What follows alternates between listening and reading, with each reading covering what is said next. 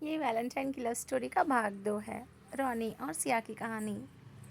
14 फरवरी फिर से आ गया। शहर एक बार फिर लाल, गुलाबी और गुलाबों से सजा हुआ था। रॉनी ने इस बार बहुत ही साधारण कपड़े पहने, सफ़ेद शर्ट और नीली जीन्स।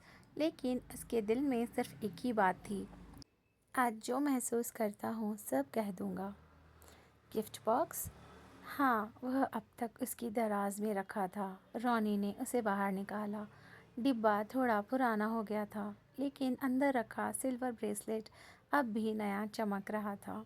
उसने मन ही मन सोचा, यह सिर्फ एक ब्रेसलेट नहीं, 2 साल की खामोशी का जवाब है। शाम 6 बजे रॉनी कैफ़े पहुंचा। इस बार वह थोड़ा पहले आया था। कोने वाली वही टेबल खाली थी, जैसे उसका इंतज़ार कर रही हो।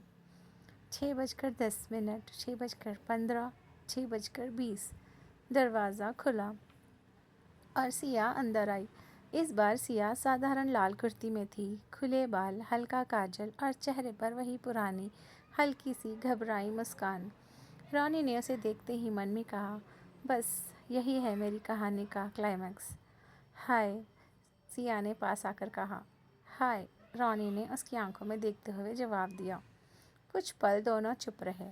फिर सिया हंसते हुए बोली, इतने फॉर्मल क्यों हो गए हो? हम पहले भी यहीं बैठ चुके हैं। रॉनी मुस्कुरा दिया। शायद इस बार दाव थोड़ा बड़ा है। कॉफ़ी आ गई। कप से उठती भाप जैसे 2 साल पुरानी यादें फिर से जगा रही थी। अचानक सिया ने पूछा, रॉनी, तुमने मुझे मिस किया? रॉनी ने कप मेज पर रख दिया। बहुत। सच? मैं झूठ बोलने में बहुत कमज़ोर हूँ, उसने हल्की मुस्कान के साथ कहा। तुमने? सिया कुछ क्षण चुप रही, फिर बोली, जब भी बैंगलोर का नाम सुनती थी तुम याद आते थे। जब भी कोई कैफ़े देखती थी यह टेबल याद आता था, और हर वैलेंटाइन पर वो अधूरा दिन। रॉनी ने गहरी सांस ली। सिया, याद है 2 साल पहले मैंने कहा था कि मुझे तुमसे कुछ कहना है? हाँ, सिया ने तुरंत कहा।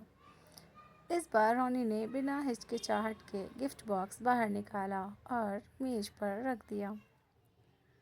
यह उसी दिन का है, 2 साल से मेरे पास है।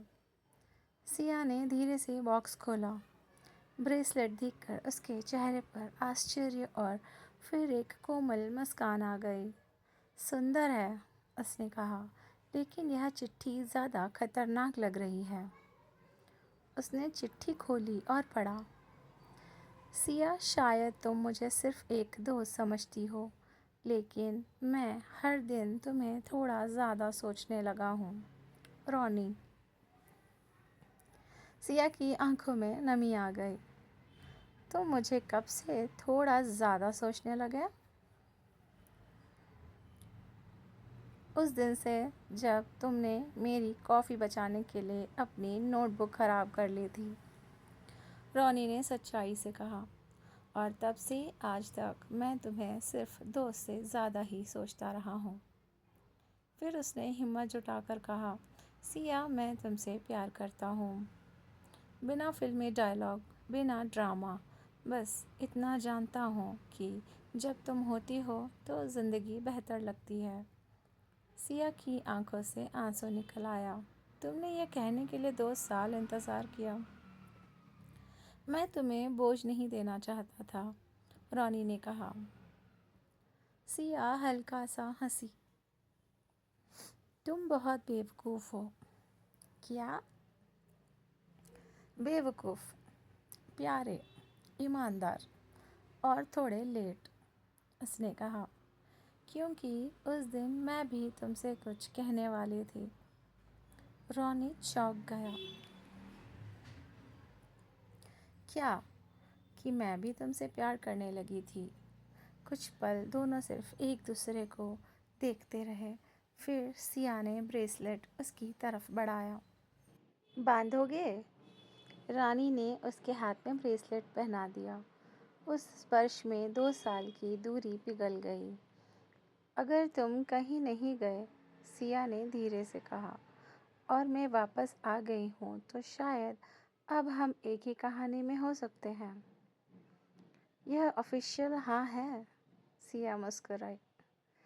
हाँ, दोनों ने एक दूसरे का हाथ थाम लिया। एक नई शुरुआत। कैफ़े से निकलकर दोनों सड़क पर चलने लगे। हल्की ठंडी हवा, स्ट्रीट लाइट की सुनहरी रोशनी। अब प्लान क्या है? सिया ने पूछा। अब से हर 14 फरवरी हमारी होगी, रॉनी ने कहा। उस इकरार की जो 2 साल देर से आया लेकिन सही जगह पहुंचा। दोनों हंस पड़े। रॉनी उसे एक छोटी पहाड़ी पर ले गया जहां से शहर की रोशनी दिख रही थी। उसने सिया को पसंदीदा गाना बजाया। सिया ने उसकी ओर देखकर कहा, मुझे तुमसे प्यार है और अब यह कहने में डर नहीं लगता। रॉनी ने जवाब दिया, मुझे भी नहीं। उसने सिया के माथे पर हल्का सा चुंबन दिया। उस पल में बस वर्तमान था, सच्चा और पूरा। समय आगे बढ़ता गया। दोनों ने साथ में हंसी, झगड़े, लंबी ड्राइव और ढेर सारी कॉफ़ी साझा की। हर साल 14 फरवरी को वे उसी कैफ़े, उसी टेबल पर जाते। सिया ने वह चिट्ठी फ्रेम करवा ली। अब वह हंसते हुए कहती है, काश तुम यह 2 साल पहले बोल देते। रॉनी जवाब देता, काश तुम हाँ 2 साल पहले बोल देती, और फिर दोनों समझ जाते। शायद उनकी प्रेम कहानी को खास बनाने के लिए वह 2 साल की दूरी भी ज़रूरी थी। उनके लिए वैलेंटाइन डे अब सिर्फ एक दिन नहीं बल्कि एक याद था। एक गिरी हुई कॉफ़ी से शुरू हुई कहानी, एक अधूरी बात से रुकी, एक दूरी से परखी गई और एक दूसरे वैलेंटाइन पर पूरी हुई। क्योंकि सच्चा प्यार देर से आ सकता है, लेकिन अगर सच में हो तो कभी अधूरा नहीं रहता। आशा है आपको ये कहानी पसंद आई होगी। आपको ये कहानी अच्छी लगी तो लाइक करें, सब्सक्राइब करें मेरे चैनल को और शेयर करें। Thank you so much. Happy Valentine's day all of you.